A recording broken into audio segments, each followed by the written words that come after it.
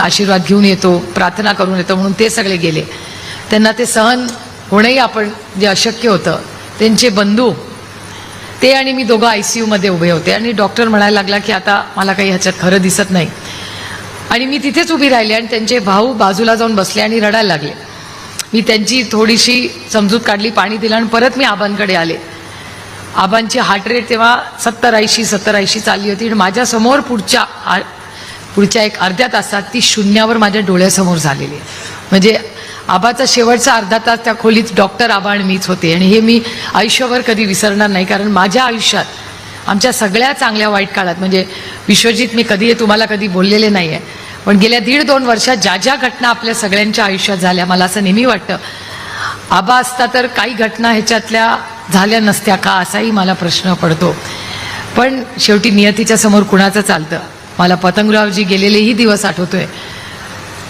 ते गेल्यानंतर आम्ही भेटायला आल्यावर ज्या प्रेमाने विश्वजितनी मला मिठी मारली, तो क्षणी असा माझ्या डोळ्यासमोर आजही आहे. आणि राजकारण येतं जातं हो, शेवटी नातीच राहतात. आणि राजकारणात कितीही तुम्ही यश किंवा अपयश आलं तर ती नातीच जपायची असतात. यश अपयश प्रत्येकाच्या घरात येतं, सगळ्यांच्या आयुष्यात येतं, पण सगळं आनंद किंवा दुःख या दोन्ही वेळी नातीच लागतात आणि लोकच जागतात. आणि हा जो वारसा, मी काही फक्त हा धनकवडीचा किंवा समाजकारणाचा वारसा विश्वजितचा त्याच्या वडिलांचा म्हणत नाही, पण नाती कशी जपायची ही विश्वजितला जो वारसा त्याच्या वडिलांकडून पतंगरावजी साहेबांकडून जो मिळाला, तो वारसा तो चालवतोय, तो नात्यांचा आहे. हे तुम्हाला एवढ्या मोठ्या संख्येमध्ये बघितल्यावर मला अभिमान वाटतो की Vishwajit you are on the right track. तुम्ही आता तुमची गाडी ज्या हायवेला लागलेली आहे तो खूप वेगाने हायवे चालणार आहे आणि 1.5-2 महिन्यांनी इलेक्शन होणार आहे. सरकार तर बदलणारच आहे, ह्याच्यात काही शंका पण नाही, वाद तर सोडाच. आणि माझा विश्वास आहे की ह्यावेळी पळूस कडेगावला साधं मंत्री नाही, मोठं मंत्रीपद ह्यावेळेस नक्कीच मिळणार आहे आणि ते कर्तृत्वाने मिळणार आहे. म्हणजे ज्या पद्धतीने सरकार असू दे किंवा नसू दे, आपल्या भागाचा विकास झाला पाहिजे याच्यासाठी जी धावपळ केली जाते, ती धावपळ जी विश्वजित करतात, एक चांगली टीम म्हणून करतात, ही आमच्या सगळ्यांसाठीच खूप अभिमानाची गोष्ट आहे. आणि काम करत असताना तुम्हालाही ते अनुभव येत असतील. मग पाण्याचा प्रश्न असेल, अंगणवाडी सेविकांचे प्रश्न असतील, शिक्षकांचे विषय असतील, अंगणवाडी, आशा वर्कर, हॉस्पिटल, चांगलं दर्जाचं शिक्षण, आरोग्य सेवा. शेवटी माणसाला काय लागतं मला सांगा. या सगळ्या अनेक सरकारच्या स्कीम्सही असतील, पण शेवटी सर्वसामान्य माणसाला मी नेहमी सांगते की समता ही कशातून येते. समता ही फक्त आणि फक्त शिक्षणातूनच येते. तुम्हाला चांगलं दर्जाचं जर शिक्षण मिळालं तर कुठला जाती धर्माच्या आत कोणी विचारत नाही. गावी कॉलर टाईट करून म्हणतो हो ते आमच्या गावाचे येतात. त्यामुळे समता कशातून येते तर ती शिक्षणातून येते. वाघिणीचं दूध म्हणजे शिक्षण, हा विचार हा सातत्याने गेले अनेक दशकं महाराष्ट्राच्या सगळ्या महापुरुषांनी मांडलेला आहे. आणि तेच काम पतंगरावजींनी शून्यातून जे विश्व उभं केलंय, हे आपल्या सगळ्यांसाठीच एक खूप अभिमानाची गोष्ट आहे. आणि ते फक्त महाराष्ट्रात नाही, आज जाळं महाराष्ट्राच्या बाहेरही जाते. तुम्ही विचार दूरदृष्टी बघा त्या माणसाची, की शिक्षण, त्याच्या शाळा, त्याच्यात होणारे संस्कार, हे सातत्याने ते कुटुंब पुढे नेतं. ही आपल्या सगळ्यांसाठी एक शिकायची आणि अभिमानाची गोष्ट आहे. पुढचे 45 दिवस हे तुमच्यासाठी खूप महत्त्वाचे असणार आहे.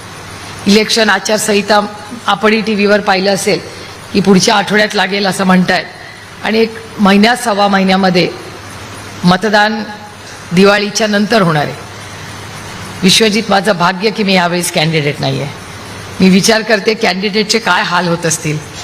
गणपती, नवरात्र, त्याच्यानंतर दिवाळी, मी विचार करते त्या कॅन्डिडेटचे काय हाल होत असतील. तुम्ही विचार करा. आणि आजकाल मंडळं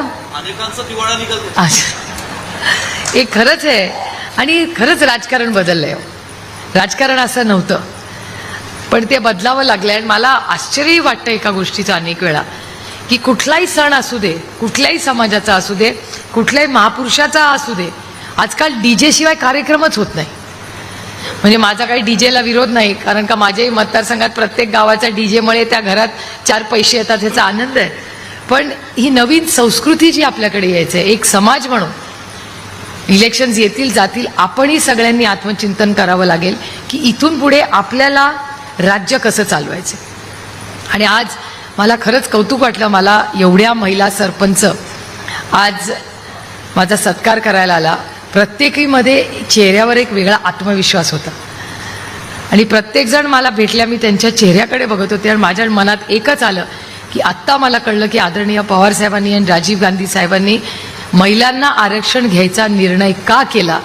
तर कारण असं की उंबरठा ओलांडून फक्त तुमच्या हातातल्या काचेच्या बांगड्याच दिसायच्या, तुमचं कर्तृत्व बघायची संधीच कधी मिळाली नाही.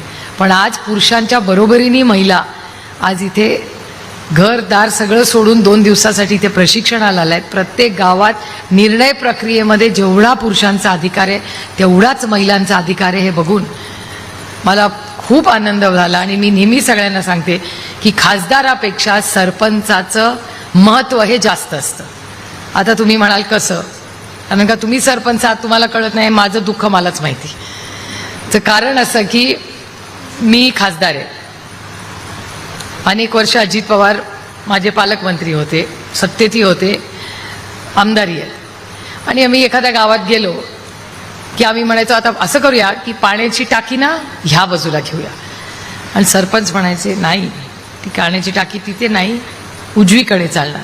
आता मला खरं सांगा, पालकमंत्री आमदार खासदार एका बाजूला आणि सरपंच दुसऱ्या बाजूला, टाकी कुणाच्या मनाप्रमाणे होत असतील, आमदार खासदाराच्या का सरपंचाच्या?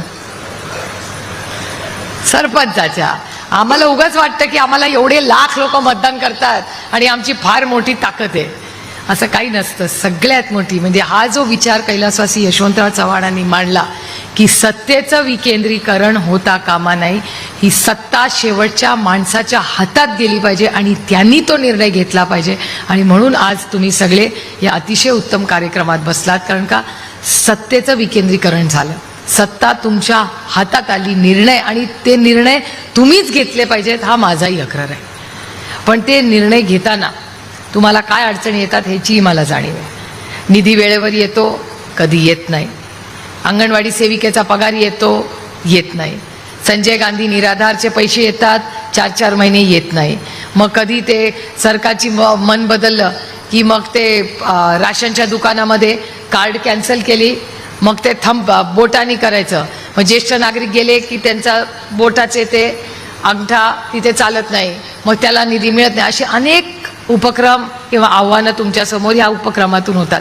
मी तुम्हाला विनंती करीन विश्वजित की आपलं सरकार आल्यानंतर ह्या ज्या छोट्या छोट्या गोष्टी आहेत ना, ह्याच्यातून हे मुक्त झालेच पाहिजे. ज्येष्ठ नागरिकाला अन्नासाठी कधीही 1 मिनिटही थांबता कामा नये, कारण का गावच असतं, लहान असतं, सगळ्यांना सगळ्यांच्या ओळखी असतात. असं कसं होऊ शकतं की एखाद्या ज्येष्ठ नागरिकाला एक वेळापेक्षा जास्त वेळा जावं लागतं अन्न घेण्यासाठी, जो त्याचा अधिकार आहे, जो संविधानाने त्याला अधिकार दिलेला आहे, त्याच्यासाठी वेगळा निधी असतो. मग का चक्रा माराव्या लागतात? आपण सगळे गावात गेल्यानंतर कोण ना कोणतरी महिला येते आणि म्हणते मला आधार नाही, मला काहीतरी करा. एवढ्या स्कीम्स आहेत, मग त्या महिलेला तुम्ही आणि मी का लागतो? तुम्हाला तर अधिकार सगळे दिलेले आहेत, मग कुठे कमतरता आहे? मला असं वाटतं अशा सगळ्या सेशन्समध्ये आम्ही फक्त भाषणं करण्यापेक्षा तुम्ही आम्हाला सूचना दिल्या पाहिजेत की आम्ही काय बदल घडवले पाहिजेत की तुमचं काम आणखीन सोपं कसं होईल. त्या शेवटच्या साधी गोष्ट असते हो, लोक आम्हाला फोन करतात, ताई आमचा DP जळाला. बरं जळाला, मग मी म्हणजे असं, मी आता खासदार आहे, मी एवढे DP आहेत माझ्या मतदारसंघात, पण मला आधी वाटायचं DP साठी कशाला खासदाराला फोन करते, काय माझं काम आहे का? असं नाही आहे. माझं म्हणणं आहे की DP जळाल्यावर खालची यंत्रणा काम करत नाही म्हणून तर ते खासदाराला फोन करतायत, ना तर मला कशाला करतील? का DP जळाल्यावर त्यांना माझ्यापर्यंत यावं लागतं? का एखाद्या राशन कार्डासाठी त्या महिलेला संजय गांधी निराधारचे पैसे का नाही वेळेवर? का तिला माझ्यासाठी थांबावं लागतं तिकडे? का गावाच्या यंत्रणेतून तिचं काम होत नाही? काम करायला मला अडचण नाही आहे, पण मी वर्षातून एकदाच त्या गावात जाणार ना. 1200 मतदारसंघाचं, तो तुमचं किती आहे मला माहिती नाही, माझ्या मतदारसंघात 1200 गावं आहेत, वस्त्या वेगळ्या, कॉर्पोरेशनचा भाग वेगळा. वर्षातून एकदा मी प्रत्येक गावात जाते, पण म्हणून दरवेळीच त्या महिलेनी माझी का वाट बघावी? तुम्हाला आज दिलेत ना, मग का ही कामं होत नाही? मग कोणीतरी येऊन पत्र देतात तहसीलदारांनी हा काम केलं नाही, 3 वर्ष चक्रा मारतात. का त्या व्यक्तीला जर ते काम लिगल असेल, योग्य असेल, हक्काचं असेल तर का नाही होते? साध्या गोष्टी आहेत. महिलांच्या नावावर 7/12 झाला पाहिजे. किती महिलांच्या नावावर 7/12? अहो 7/12चा तो सोडा, इथे बसलेल्या किती लोकांची लग्न रजिस्टर्ड आहेत ते मला सांगा. सगळे ताई तुमचं आहे का? माहिती नाही.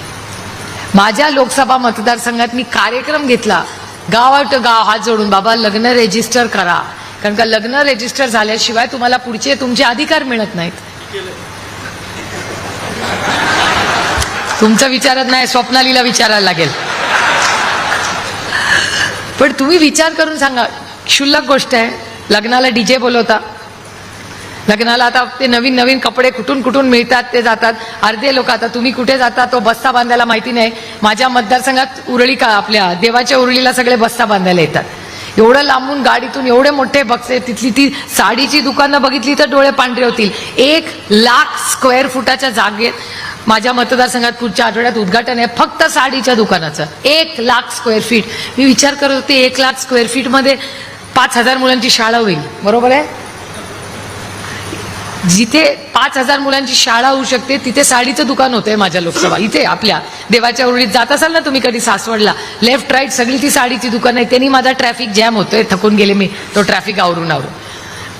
पण तुम्ही विचार करा, जर एवढं तुम्ही सगळं करू शकता तर तुम्ही लग्न रजिस्टर नाही करू शकत. मग ते लग्न रजिस्टर नाही म्हणून 7/12वर तुमचं नाव नाही, 7/12वर नाव नाही म्हणून पुढे ज्या अडचणी येतात त्या कुठल्याही स्कीममध्ये तुम्हाला सोय मिळत नाही. आता ही केवढी म्हणलं तर छोटीशी गोष्ट आहे, म्हणलं तर किती मोठी गोष्ट आहे. मग हे सरपंच का नाही करून घेत? का नाही आपण राज्यामध्ये सरकार आल्यावर टार्गेट्स दिले पाहिजेत की जोपर्यंत ह्या 5 गोष्टी सरपंच करत नाहीत किंवा केल्या तर तुमच्या गावात राज्याला पहिलं बक्षीस मिळेल. सगळ्यात जास्त रजिस्टर करणाऱ्या जे गाव असेल त्याला आपण बक्षीस देऊ. किंवा जिथे 7/12च्या उतार्यामध्ये किंवा अधिकारांमध्ये महिलेचं नाव, जो नियम केलाय, आपलं काँग्रेसचंच सरकार होतं तेव्हा, विश्वजित तुमचेही वडील त्या निर्णयात होते, आदरणीय पवारसाहेब तेव्हा मुख्यमंत्री होते, की वाट्यामध्ये जेवढं मुलाला मिळतं त्याचा हक्क, त्याच्यातला हक्क हा त्यांच्या बहिणीचा आहे. विश्वजित हे तुम्हालाही उद्देशून आहे, अस्मिता ताईंचाही अधिकार आहे, हेही मला तुम्हाला या निमित्ताने सांगायचं. नुसतं हो म्हणू नका, माझं कागदावर लक्ष आहे. जेवढं तुमचं आहे तेवढं तुमच्या बहिणीचं आहे. आता लोक म्हणतात अरे बापरे, मला अजून ती कथा साहेब खूप वेळा सांगतात, आदरणीय पवारसाहेब नेहमी सांगतात की जेव्हा मी हा मुद्दा आणला तेव्हा खूप विरोध झाला की कशाला महिलांना अधिकार द्यायला पाहिजे. लोकांनी विरोध केला आणि साहजिक आहे, नवीन काहीतरी होतं. तेव्हा साहेब म्हणाले की मी त्या मुलांना बोलवून घेतलं लोकांना की तुमच्या घरात किती मुली आहेत? म्हणले आमच्या घरात मुली नाही, आमच्या घरात मुलं आहेत. म्हणले मग सुना येतील ना उद्या? म्हणलं हो येतील. त्या पण घेऊन येतील ना? मग ते म्हणले हां, माझ्या 3 मुलाची लग्न व्हायची आहेत. तर त्यांना वाटलं असं की नाही नाही, म्हणजे आपल्याला सुनेला मिळणार म्हणजे आपल्याच घरी येणार, काय अडचण नाही सही करायला अशा विधेयकावर. पण ह्या सगळे जे बदल आहेत, हा फक्त इस्टेटचा गमतीचा भाग मी तुम्हाला सांगते. पण तुम्ही सरपंच म्हणजे गावाचं नेतृत्व करता. सरपंच हे खूप मोठं पद आहे. अनेक गावांमध्ये पण मी ऐकते आमच्याकडे 5 वर्षात 5-5 सरपंच होतात. तुमच्याकडे पळूसला पद्धत आहे का नाही माहिती नाही, का एकच टिकून राहतो 5 वर्ष मला माहिती नाही. आमच्याकडे 11 महिने वगैरे काय काय चाललेलं असतं. पण ठीक आहे, प्रत्येकाला नेतृत्व करायची संधी मिळाली, पण सत्तेचं विकेंद्रीकरण आणि तुमच्या हातात सत्ता जावी आणि आम्हाला काय सुधारणा करता येईल ह्या सूचना तुम्ही आम्हाला कराव्या अशी माझी आपल्याला विनंती राहील. आणि त्याच्या मागे माझा विचार असा आहे की आमचं काम कमी होण्यासाठी मी एकत की आम्ही तुमच्या गावात जेव्हा येतो तेव्हा मला असं वाटतं की डीपीचं काम का माझ्यापर्यंत येतंय, का ते त्या लेवलला होत नाहीये, पंप होत नाही. म्हणजे ज्या राज्यामध्ये आज, या राज्यामध्ये सरकार सातत्याने काय सांगतं की आज आमच्याकडे वीज 24 तास पुरेल एवढी वीज या राज्यामध्ये सरप्लस, असं हे सरकार म्हणतं ना. मग जर सरप्लस असेल तर मग डीपी आणि रात्री, आता मला सांगा सरकारने शेतीचं 24 तास वीज दिली आहे, तुमच्याकडे येतं का हो 24 तास वीज? आमच्याकडे पण येत नाही. मला वाटलं आमचीच कापून ठेवली आहेत सोयीप्रमाणे. पण मला सांगा कुठल्या गावामध्ये, कुठल्या शेतकरी, तुम्ही शेतकरी जात ना सगळे, कुठल्या शेतकऱ्याच्या घरात 24 तास वीज असते 7 दिवस? मला सांगा, कुठेच नाही. म्हणजे सांगण्यासाठी झालं. परवा तर एक बहादूर होता मंत्री यांच्याच सरकारमधला, त्यांनी भाषणात केलं की मी तर विजेचं बिल माफ झालं तर मी तर कधी भरलंच नाही, असं त्यांनी भाषण केलंय. सत्तेतले लोक असं बोलतात. आणि दुर्दैव आहे की आज सत्तेमधले जे लोक आहेत त्यांनी आपल्या राजकारणाची चेष्टा करून ठेवली. काय भाषणं करतात, एक एक जण काय भाषण करतो. एक म्हणजे ते वैयक्तिक टीकेमध्ये इतके व्यस्त आहेत की महागाई, बेरोजगारी ह्याच्यावर कोणी बोलतच नाही. महागाई या देशाच्या समोरचा सगळ्यात मोठं आव्हान आहे. नेमकं विश्वजित, तुम्हाला माहिती नसेल, स्वप्नालीला घरी झाल्यावर विचार आज की आज सणावारी सगळ्यात महाग काय झालंय तर तेल झालंय. ऐन सणाच्या वेळेस. म्हणजे पुढच्या वेळेस मी तर अनेक वेळा चेष्टेने सांगते, मुलांना चकलीचा फोटो दाखवा, याला चकली म्हणतात, याला करंजी म्हणतात. आमच्यांना लहानपणी हे दिवाळीला करायचं. अशी दुर्दैवाने परिस्थिती झाली आहे. कारण का महागाई झाली आहे का तर ह्या राज्यात आणि देशात प्रचंड महागाई झाली. आणि नेमकं माझा प्रश्न आहे की बाकी सगळ्या किमती हे कमी करतात, पण मग ऐन सणाच्या तोंडावर तेल कसं काय महाग झालं. सरकार काय करते. कांद्याला 2 पैसे जेव्हा मिळत होते तेव्हा कांद्याला भाव मिळाला नाही. पाकिस्तानचा कांदा जगात जातोय पण महाराष्ट्राचा कांदा परदेशात जाता कामा नाही. हा कुठला शहाणपणा मला सांगा. काय विचार करताय. दुधाला भाव, आता पैसे आले का सगळ्यांना. हा आता वाचलं मी वर्तमानपत्र, दुधाचा भाव सगळे म्हणतायत 40 रुपये लिटर शिवाय दूध आता परवडत नाही. आता परिस्थितीमध्ये मी वाचलं काहीतरी 7 रुपये द्यायचा निर्णय घेतलाय. किती लोकांना मिळाले देवालाच ठाऊक. नाही मिळाले. ताई म्हणतायत नाही मिळाले. म्हणजे एकीकडे शेतीमधला खर्च वाढलाय. मी तुम्हाला शब्द देते, इथे राहुल गांधींचा फोटो आहे म्हणून आवर्जून तुम्हाला सांगते की इंडिया अलायन्सची जेव्हा लोकसभेची मीटिंग झाली तेव्हा राहुलजींचे मी मनपूर्वक आभार आणि कौतुक करते की त्यांनी एक सूचना केली की आपलं केंद्रामध्ये सरकार आल्यानंतर शेतीसाठी ज्या ज्या वस्तू लागतात त्याचा GST 0वर आणण्याचा निर्णय आपल्याला घ्यायचा. 0. हे GST बाकीच्या गोष्टींचा कमी करतं. मग शेतीशीच का तुमची लढाई आहे मला सांगा. या केंद्र सरकारचा शेतकऱ्यांवर काय एवढा राग मला कळत नाही. सोयाबीनला भाव नाही, कपासाला भाव नाही, दुधाला भाव नाही, कांद्याला भाव नाही. महागाई इथे गगनाला टेकली. काय स्वस्त झालंय मला सांगा. मध्ये तर त्यांनी फार आग्रह केला की इन्शुरन्स, सगळ्यांना इन्शुरन्स द्या, मेडिकल इन्शुरन्स द्या. रोज जाहिराती बघतो आम्ही. जाहिराती बघितल्यावर मला कौतुक वाटलं कारण का त्याच इन्शुरन्सवर त्या जाहिराती ज्या बघितल्या मेडिक्लेमच्या त्याला GST 18% केला. 18. मेडिक्लेमचा 0वर असायला पाहिजे, तो 18. गंमत वाटते मला या सरकारची. म्हणजे एकतर लोकशाही नाहीच राहिली. जो बोलेल त्याला तर जेलचीच वारी, नाही तर प्रवेश. इधर प्रवेश घ्यायचा भारतीय जनता पक्षात, नाही तर जेलमध्ये जायचं. दुसरा काही मार्गच नाही. आणि ही सगळी परिस्थिती असताना महागाई, बेरोजगारी, प्रचंड बेरोजगारी ह्या राज्यात चालली. किती मुलं शिकून येतात. मुलं शिकून येतात ती तिथे किती आई असतील किंवा वडील असतील ज्यांनी अर्धी भाकरी खाऊन पोट भरलं असेल कारण का पोराला शिकवायचं. मी कालच एक जाहिरात बघितली, मला गंमत वाटली त्या जाहिरातीची. आणि त्या जाहिरातीमध्ये असं सांगितलं होतं की मला लाडक्या बहिणीचे पैसे मिळाले आणि मी हा खूप मोठा व्यवसाय सुरू केला आणि माझ्या घरात खूप पैसे यायला लागले आणि माझ्या मुलांचं शिक्षण मोफत झालं. मला गंमत वाटली की कोणीतरी त्या जाहिरातीतल्या लोकांची मी गाठ घेणार आहे.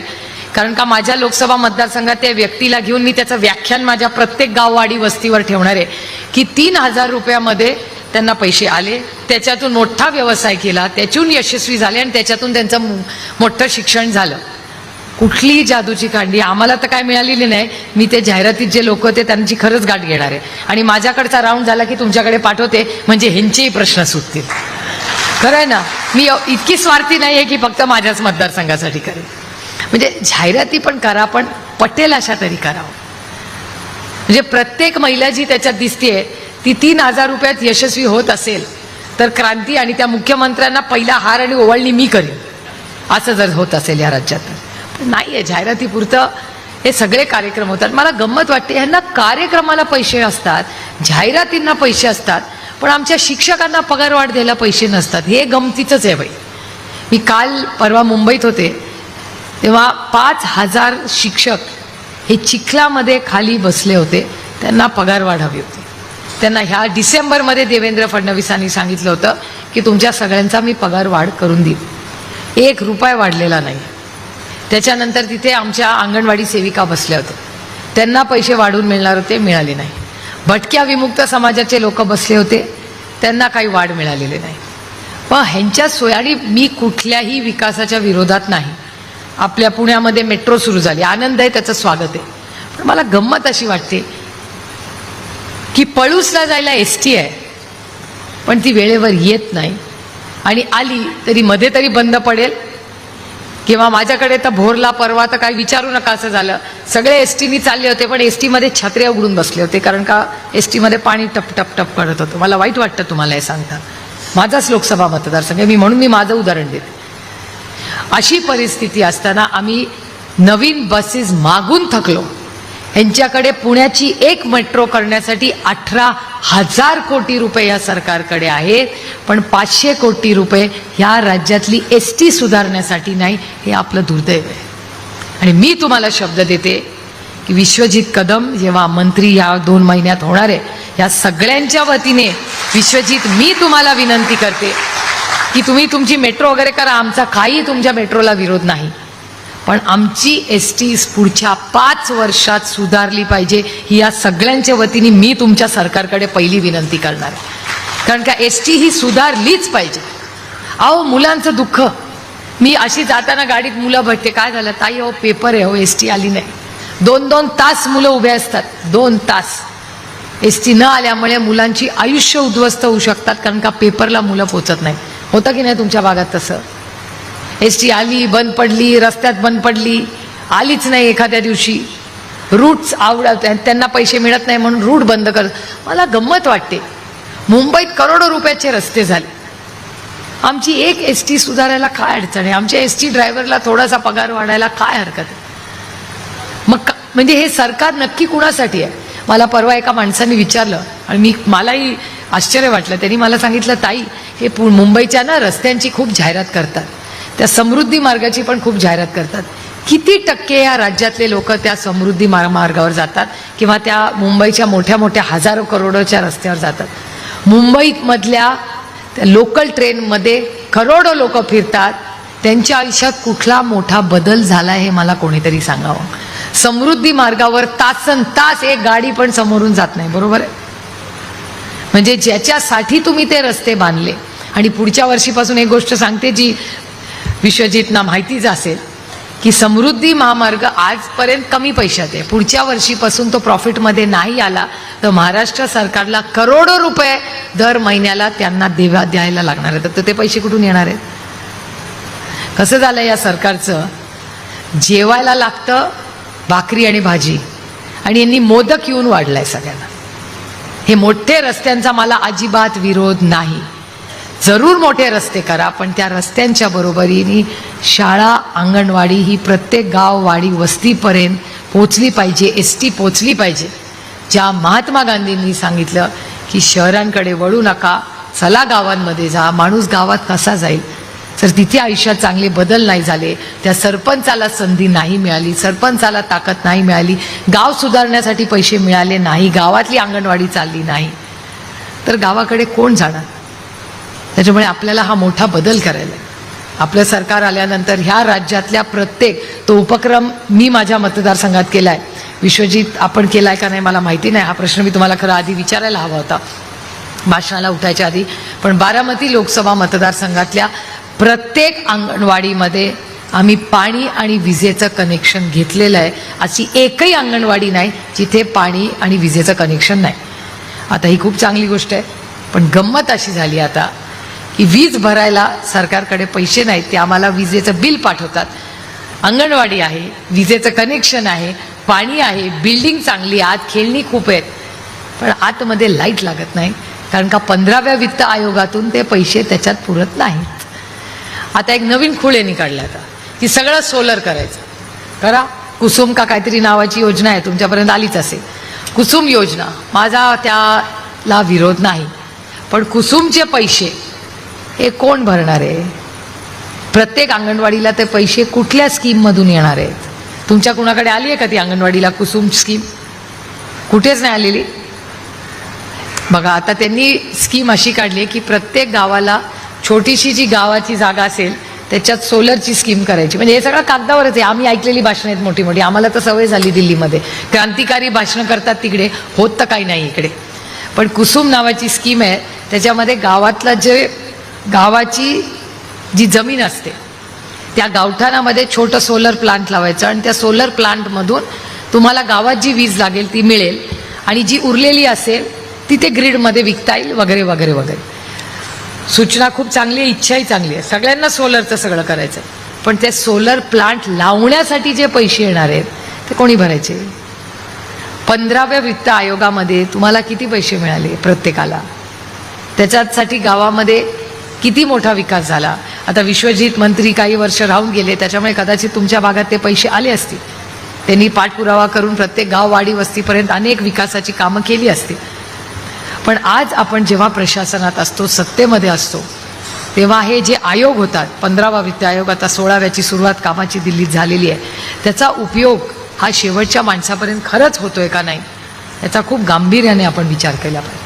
आणि मी तुम्हाला विनंती करीन विश्वजित की ह्या कार्यक्रमानंतर तुम्ही इथल्या प्रत्येक सरपंचाला विचारलं पाहिजे की त्यांना काय आपल्याकडून अपेक्षित, की तुम्हाला काम करताना काय अडथळे येतात. पंचायत राजमध्ये तुमच्या हातात सत्ता आहे, त्या सत्तेमध्ये तुम्हाला काय अडथळे येतात. एखादा उपक्रम खूप चांगला होऊन जातो. आर पाटलांकडे जेव्हा डिपार्टमेंट होतं तेव्हा आरनी खूप चांगल्या तंटामुक्ती योजना किंवा स्वच्छता, आज स्वच्छता भारतामध्ये होते, नक्की कुठे झाली आहे मला माहिती नाही, पण त्याच्यावर जाहिराती तर खूप झाल्या. तो कार्यक्रम पहिला कोणी केला? काय म्हणायचे? स्वच्छ भारत अभियान. स्वच्छ भारत अभियान करून सगळ्यांनी झाडू मारली तेव्हा या देशामध्ये, मी पण मारली. कारण का देश स्वच्छ होत आहे. सरकार कुणाचंही असू दे, होणार असेल तर आनंदच आहे, रोगराई कमी होते.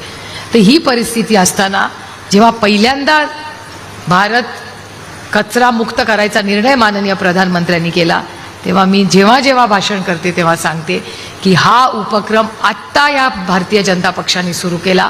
25 वर्षापूर्वी सांगली आणि महाराष्ट्राचे सुपुत्र कैलासवासी आर पाटलांनी गाडगे बाबांच्या नावाने स्वच्छतेचा अभियानाचा उपक्रम सुरू केला.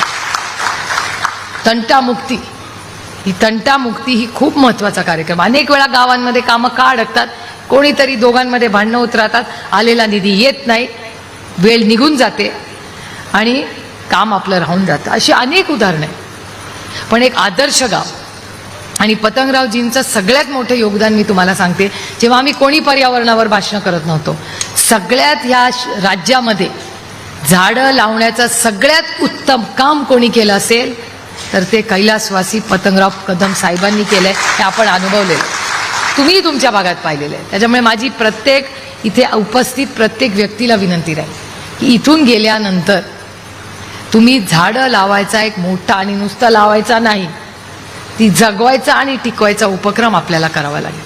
कारण यावर्षी पाऊस चांगला झालाय. मागच्या वर्षीची परिस्थिती आठवते ना? माझ्याकडे उजनीचं धरण म्हणजे आमच्याकडचा सगळ्यात मोठा समुद्र आहे. उजनीच्या धरणात मागच्या वर्षी मी पूर्ण माझी गाडी फिरवली आहे. गाडी, माझ्या अंगावर काटा येतो हे भाषण करताना. माझी गाडी वन त्या उजनीच्या धरणात फिरत होती. आणि आमच्याकडे तिथे एक मंदिर आहे, तिथलं सगळं पाणी संपल्यावर ते मंदिर दिसतं. त्या मंदिरात जाणं म्हणजे जड अंतःकरणाने जाते. याचं कारण असतं ते मंदिर अप्रतिम आहे, पण ते मंदिराचा कळस दिसायला लागला म्हणजे समजायचं की पाणी कमी व्हायला लागलं. आणि तिथे मंदिरात गेलं की समजायचं की दुष्काळाची परिस्थिती आली, सावट आपल्यावर आलं. त्यामुळे ते जेव्हा मंदिर पाण्यात असतं तेव्हा रामकृष्ण हरी आम्ही आनंदात असतो.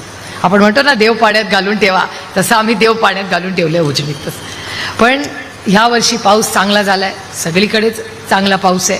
त्याच्यामुळे ह्या वर्षी झाडांचा उपक्रम आपल्याला जरूर घेता येईल आणि करता येईल. आता पुढचं वर्ष कसं जाईल हे मला तुम्हाला सांगता येणार नाही, पण ह्या वर्षी चांगली झाडं लावून चांगला उपक्रम जर तुम्ही करू शकला, कारण का सरपंचाचं काम खूप महत्त्वाचं आहे. प्रत्येक मूल शिक्षणात व्यवस्थित जातंय का, अंगणवाडी व्यवस्थित चालली आहे का नाही, पोषण आहार चांगला आहे. कालच मला असं वाटतं प्रणितीताई किंवा वर्षाताई दोघींपैकी एकच काल टी व्हीवर होत्या, आणि त्या दोघींपैकी एकीचं दोघी टी व्हीवर काल होत्या, त्याच्या एकीने मला वाटतं प्रणितीच काल बोलली आहे की हा जो पोषण आहार असतो त्या पोषण आहारमध्ये किडे आणि चांगला दर्जा नाही आहे. माझी इथे बसलेल्या प्रत्येक सरपंचाला विनंती असेल की 3-4 गोष्टींमध्ये तुम्ही लक्ष घाला. एक तर अंगणवाडी आणि शाळेमध्ये उत्तम दर्जाचं जेवणच असलं पाहिजे.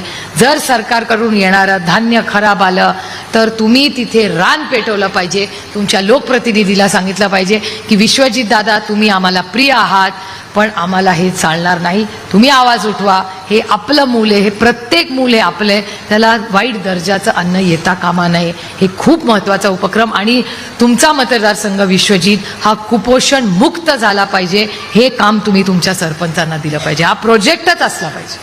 कारण का प्रचंड पैसा सरकार याच्यावर खर्च करतं. राजकीय भाषणं होत राहतील, इलेक्शन्स होत राहतील. जर अशीच मुलं कुपोषित राहिली, शिक्षणाचा दर्जा नाही मिळाला, तर पुढची पिढी आपल्याला माफ करणार नाही विश्वजित. आणि राजकारण म्हणजे फक्त तुम्ही काय बोलला मी काय बोलले नसते हो. लोकांच्या सत्ता काय असते मला सांगा. सत्ता हे फक्त एक माध्यम आहे तुमच्या आयुष्यात चांगला बदल घडवण्यासाठी. त्याच्यामुळे प्रत्येक सरपंच इथे जो बसलाय, खूप मोठी संधी आहे तुम्हाला लोकांच्या आणि तुमच्या गावाच्या आयुष्यात एक बदल घडवण्यासाठी. करा ना तुमचं गाव कुपोषण मुक्त. का नाही तुम्ही करू शकत? करू शकता तुम्ही. सगळी साधनं आहेत. सोलरच्या मध्ये काही फॉलोअप करून प्रत्येक अंगणवाडी सोलर करू शकतो का? तर प्रयत्न आपण करू शकतो. गाव स्वच्छ ठेवू शकता का? ठेवू शकतो. आणखीन एक आपल्याला विनंती करीन, जी माझ्या मतदारसंघात दौंडमध्ये ती घटना झाली आहे आणि याच्यात जिथे जिथे शाळा आहेत तुम्ही हा लक्ष घालायला पाहिजे. म्हणजे मी खूप जड अंतःकरणातून ही गोष्ट बोलते. मला खूप वाईटही वाटतंय, तुम्हाला हे उदाहरण द्यावं लागतंय, पण महिलांची सुरक्षितता हा एक खूप महत्त्वाचा विषय. दौंड तालुक्यामध्ये विश्वजित माझ्या स्वतःच्या मतदारसंघात एक शाळा होती आणि हे दुर्दैव आहे, मला तुम्हाला सांगावं लागतंय, पण कोणीतरी याला बोललं पाहिजे. जरी ती माझीकडची चूक असेल तर ती मी कबूल करून तुम्हाला सांगते की ह्या घटना होतात. तुम्हाला आश्चर्य वाटेल, पण एक शिक्षक गेले 9 वर्ष तिथे सातत्याने मुलीवर अन्याय करतो. 9 वर्ष झाली. आमच्या कुणाच्या ध्यानीमनी नाही, आम्हाला कोणी सांगितलं नाही. एक मुलगी 9 वर्षानंतर, म्हणजे हे 9 वर्ष सातत्याने माझ्या मतदारसंघात दौंडमध्ये चालत अनेक, आणि वर्षाला एक नाही 20-30 मुलींवर अन्याय होता, पण कुणामध्ये हिंमत झाली नाही. आली मुख्य प्राध्यापकाकडे ती कंप्लेंट की म्हणायची अरे बोलून घ्या पालकांना. पालक यायचे, तिथे काहीतरी चर्चा व्हायची, कोणी बोलायचं नाही. शेवटी मुलगी आहे, उद्या लग्न करायचंय, विषय नको, विषय संपून टाकूया. असं करत करत 9 वर्ष हा शिक्षक अनेक मुलींवर अत्याचार करत होता. विचार करा तुम्ही. त्याच्यानंतर एका मुलीने घरी जाऊन सांगितलं. वडिलांनी हिम्मत करून आले शाळेत. शाळा ऐकेना, त्यांनी पण सांगितलं आपण मार्ग काढू. काय त्या व्यक्तीला वाटलं आपल्याला कळत नाही. पोलीस स्टेशनला गेला. तो विषय माझ्याकडे आला. तिथून मला पहिल्यांदा 9 वर्षांनी कळलं की ह्या शाळेमध्ये अशी घाणेरडी गलिच्छ घटना होते. आता त्या शिक्षकाला अटक झाली. त्याच्यानंतर मी पुन्हा म्हणते की मी जड अंतःकरणातून सांगते, माझ्याकडे 50 ते 100 मुलींचा डेटा आलाय की ताई ह्यांनी हिला पण केलं, हिला पण केलं, हिला पण केलं. विचार करा, काही मुली अशा आहेत ज्यांची शाळा सोडून तिथून लग्न झाली आहेत, त्या परत येऊन शाळेला भेटून गेल्या की हा अन्याय आमच्यावर झालाय, पण कुणाला हिंमत नाही झाली ते बोलायची. माझी विनंती राहील इथल्या प्रत्येक शिक्षकाला आणि सरपंचाला की तुमच्या गावामध्ये कुठल्याही महाराष्ट्रातल्या लेकीवर अन्याय होता कामा नये. ही नैतिक जबाबदारी तुमच्या प्रत्येकावर आहे. माझ्याकडे ही 8 वर्ष चूक झाली, तुम्ही ही चूक करू नका. आधार द्या लोकांना. त्या कुटुंबाला मी भेटलेच नाही ज्या मुलीने एक कंप्लेंट केली, कारण का मी तिच्या घरी गेले असते तर जगाला कळलं असतं की ती मुलगी कोण आहे. उद्या त्या लेकीचं लग्न करायचं आपल्याला, तिचं नावही विचारलं नाही, कारण का मला नकोच येतो. एक कुठला तरी हळवा क्षण असेल, मी कदाचित बोलून जाईन कुणाला तरी ते. त्यामुळे आजपर्यंत त्या दौंड तालुक्यातल्या ज्या मुलीच्या आई वडिलांनी कंप्लेंट केली, मी त्यांना ओळखत देखील नाही आणि मला त्यांना भेटायची इच्छा नाही.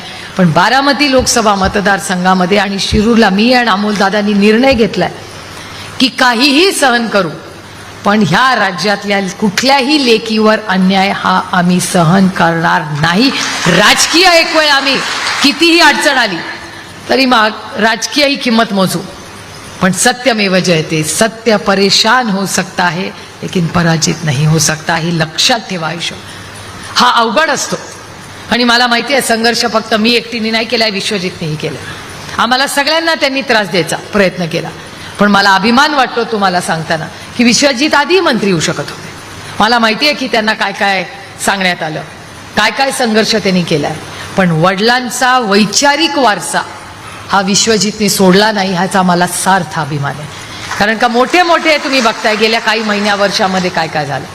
अनेक दिग्गज, काही त्यांचे प्रश्न असतील, आपल्याला योग्य अयोग्य ह्याच्यात पडायचं नाहीये. पण राजकारण आणि समाजकारण, तुम्ही सांगलीचे आहात, सांगलीच्या लोकांकडून माझ्या खूप अपेक्षा आहेत. अरे माझे महाराष्ट्राचे बॉसच सांगलीचे आहेत, माननीय जयंत पाटील. माझं तिकीट ते ठरवतात, त्याच्यामुळे त्यांचं नाव घेतल्याशिवाय माझं भाषण संपणार नाही. पण सांगलीकडून माझ्या का अपेक्षा आहेत, महाराष्ट्राकडून माझ्या काय अपेक्षा आहेत. कारण का जे सामाजिक परिवर्तन ह्या देशात झालं ते या महाराष्ट्राच्या मातीतच झालं, हे आपलं भाग्य. छत्रपती शिवाजी महाराजांचा जन्म ह्याच मातीत झाला. एक कर्तृत्ववान सुपुत्र म्हणून त्यांच्याकडे आज राज्य नाही, देश बघतो. ज्या शाहू महाराजांचं नाव घेऊन आपण राजकारण समाजकारण करतो, ज्या फुले दाम्पत्यामुळे आज मी इथे भाषण करू शकते, त्या जर तुम्ही मला सांगा सावित्रीबाई जर शाळेत गेल्या नसत्या तर कदाचित आपण ज्या महिला इथे बसल्या आहेत त्या कदाचित आपल्याला संधी मिळाली नसती इथे यायची. आणि भारतरत्न डॉक्टर बाबासाहेब आंबेडकरांनी केलेलं संविधान, ताई तुम्हालाही एक मत, मलाही एक मत, त्या कॅमेरामनलाही एकच मत, अमिताभ बच्चनला पण एकच मत, राहुल गांधींना पण एकच मत, आणि द्रौपदी मुर्मू माननीय राष्ट्रपतींना पण एकच मत. ही समानतेची भाषा कोणी आणली तर भारतरत्न डॉक्टर बाबासाहेब आंबेडकरांनी आणली. आणि संविधान जपवायची जी तयारी, आज संविधान खतरे में है, आम्ही भाषण करतो, आमच्या राग येतो लोकांना, पण खतरे में आहे का? तो आहे. संविधान बदलायचं पाप हे भारतीय जनता पक्षाने सातत्याने मांडलेलं आहे. लोक आम्हाला म्हणतात की अहो संविधान कसं बदलते, तुम्ही खोटं बोलता. आम्ही खोटं बोलत नाही, आम्ही रामकृष्ण हरिवाले हो, पांडुरंगाला जबाब द्यायचा आहे, उसको भी जे नाही, बाकी कुणाला नाही तरी माझ्या पांडुरंगाला तर मला सांगावंच लागेल. आणि तुम्ही मला विचार करून सांगा की संविधान बदलायची कृती ही भारतीय जनता पक्षाच्या पोटातलं ओठात आलंच. त्यांचे एक नाही दोन खासदार म्हणायचे अब की बार 400 पार. आणि 400 पार मध्ये थांबण्यासाठी सगळ्यात मोठं आव्हान हे आपल्या सगळ्यांच्या समोर होतं. आणि कोणी ते जवायसाठी साथ दिली या संविधान वाचवण्यासाठी तर महाराष्ट्राच्या मायबाप जनतेने आणि तुम्ही सांगलीकरांनी साथ दिली, म्हणून आज संविधान बदलत नाही. जर 31 आपले निवडून आले नसते ना तर चाललं होती गाडी 400 पारवर. ती गाडी रोखण्याचं काम, संविधान वाचवण्याचं काम हे कोणी केलं असेल तर तुमच्यासारख्या असंख्य लोकांनी केलं. आणि त्याच्यामुळे तुमच्यावर खूप जबाबदारी आहे. असं समजू नका अरे मी काय सरपंच नाही, अरे मी सरपंच आहे. सरपंच असण्यात खूप मोठी ताकद असते. संविधानाबद्दल वाचन, गावामध्ये संविधानाचा अभ्यास. मी तुम्हाला विनंती करीन विश्वजी की तुम्ही एक संविधानाची वारी काढा तुमच्या सगळ्या मतदारसंघात. प्रत्येक तुमच्या सरपंचाला त्याचे अधिकार हे माहिती असलेच पाहिजे. संविधानाने खूप अधिकार दिले आहेत तुम्हाला, ते अधिकाराची माहिती तुम्हाला असली पाहिजे. तुमच्या शाळांमध्ये संविधानाचं काम झालं पाहिजे. मला असं वाटतं सगळ्यात मोठी श्रद्धांजली तुमच्या वडिलांना तुम्ही काय करू शकता तर प्रत्येक गावात झाडं लावायचं काम आणि संविधान वाचवलं ना तर तुमच्या आयुष्याचं विश्वजित सार्थक होईल. आणि खूप गांभीर्याने हो, राजकारण काय चेष्टा मस्करी नसते हो, तू मेमे नसते. जे टीव्हीवर बघताना ते राजकारण नाही, तो विषयच नाही. तुम्ही आधीचे नेते बघा ना, आधीचे नेते नेहमी गांभीर्याने काम करायचे, मोजून बोलून बोपायचे. आज तसं होत नाही. कुठली भाषणं कोणी काही भाषणं करतं. आमची तर आई टीव्हीच बघत नाही. आमची आई टीव्ही का बघत नाही? कारण का ती म्हणते हेला राजकारण म्हणत नाही आणि मला हे बघायचंच नाही, त्याच्यापेक्षा बंद केलेलं बरं. मग टीव्ही सिरियल बघितलेली बरी तुमची भाषणं ऐकण्यापेक्षा. हे अस्वस्थ करणारी गोष्ट आहे. ती म्हणते तुमच्या राज्यामध्ये, तुमच्या म्हणजे आमच्या नाही, आता आहेत सत्तेमध्ये त्यांच्या राज्यात रोज बातम्या कसल्या भ्रष्टाचाराच्या. महागाई तर सगळ्यांच्याच घरात आहे. बेरोजगारी, रोज मला जर 100 लोक भेटत असतील तर त्यातली 99 लोक नोकरी मागण्यासाठी येतात. आपल्या हक्काची ज्या नोकऱ्या ह्या राज्यात मिळत असतील त्या परराज्यात जातात. सरकारी नोकऱ्या, तुमच्याकडे एवढी शिकलेली लोक आहेत तुमच्या भागात विश्वजित, आणि मला सातत्याने ती अनेक वेळा पुण्यात येतात शिकण्यासाठी. ती मुलं आम्हाला सांगतात ताई परीक्षेची तारीख बदलली, कुठला तरी पेपर लीक होतो, पुढे जातो. कधी त्या मुलांचा विचार केलाय का हो कोणी? परीक्षा जेव्हा कॅन्सल होते, पेपर जेव्हा लीक होतो, वारंवार सरकारी परीक्षाच्या तारखा बदलल्या जातात, त्या मुलांवर काय होत असेल? मग पोलिसांची तारीख होते, ती भरती असते, त्याच्यामध्ये तारीख बदलते, मग त्या मुलांची वय राहून जातात. अशा मुलांनी काय करायचं? मेरिटमधली मुलं आहेत ना ती. मग या मेरिटवरच्या मुलांना आधार द्यायची जबाबदारी विश्वची तुमच्यावर आहे. आपलं सरकार आल्यामध्ये एकही पेपर लीक होता कामा नये, ही जबाबदारी तुमच्या सरकारने घेतली. या राज्यातली सगळ्यात मोठी पोलीस भरती ही कैलासवासी आर पाटलांनी केली. तेव्हा ढकलली परीक्षा पुढे, त्याच्यात कुठला आरोप प्रत्यारोप झाला, कोणी पैसे खाल्ले? अरे हीच तर सांगलीच्या मातीतच गंमत आहे. ही सगळ्या कर्तृत्ववान लोक ही सांगलीमध्येच जन्माला आली आणि भारतात क्रांती झाली. आणि ही क्रांती पुढे न्यायची नैतिक जबाबदारी आज उपस्थित बसलेल्या प्रत्येक व्यक्तीकडे. त्यामुळे तुम्ही आज इथून जाताना संध्याकाळी शेवटचा कार्यक्रम जेव्हा होईल तेव्हा तुम्ही एक 10 कलमी कार्यक्रम घेऊन जा की पुढच्या 5 वर्षामध्ये आम्ही ह्या 5-10 गोष्टी करणार आहोत. आणि आमच्या समोरची आव्हानं आणि त्याची एक कॉपी मला पण पाठवा, कारण का तुम्ही सगळ्या ज्या चर्चेतून जे होईल ते मलाही गाईड म्हणून मी माझ्या लोकसभा मतदारसंघात मी नक्की वापरेन. पण आज अरे बापरे, माझं भाषण आवरेच ना. सॉरी. निलेश आले काय? कुठे आले? माझ्या लक्षात नाही. कसं होतं, आम्हाला एकदा माईक मिळाला की थांबायची सवयच नाही आणि घंटी वाजल्याशिवाय कळतच नाही की आपल्याला भाषण उरकायचं आहे. आणि बिचारा धाकट्या भावासारखा म्हणतोय आत्ता ट्रेन थांबेल, आत्ता ट्रेन थांबेल, माझी काय ट्रेन थांबेना. या बिचाऱ्या आईने इतके चांगले संस्कार केले, त्याच्यामुळे ते काय माझ्याकडे बघत नाही आहे. आणि आजकाल घड्याळ दाखवायची हिंमत कोणी मला करत नाही. त्याच्यामुळे ह्या सगळ्या गोष्टी होत राहतात. पण इलेक्शन्स येतील जातील हो, पण आपण सगळे एकत्र मिळून या महाराष्ट्राची जे या मातीशी आपलं नातं आहे त्याच्याची इमान राखूया. आज विश्वजितच्या माध्यमातून एवढा उत्तम कार्यक्रम त्यांनी 2 दिवसाची कार्यशाळा तुमच्यासाठी जी ठेवली आणि आम्हाला इथे भाषण करण्याची संधी दिली, याबद्दल मी विश्वजित तुमचे मनपूर्वक आभार मानते. आणि ह्याच्यातून मलाही काहीतरी शिकायला मिळावं म्हणून तुमचा जो काही ह्याचा आढावा असेल तर जरूर आम्हाला पाठवा. कारण का सांगली आणि बारामतीकरांचे ऋणानुबंध हे 6 दशकाचे आणि ही प्रेमाची नाती जरी आज पतंगरावजी आपल्यात नसतील, पण कदम कुटुंबाचे आणि पवार आणि सुळे कुटुंबाचे ऋणानुबंध हे आयुष्यभर माझ्याकडून हे नातं म्हणून जपले जाते.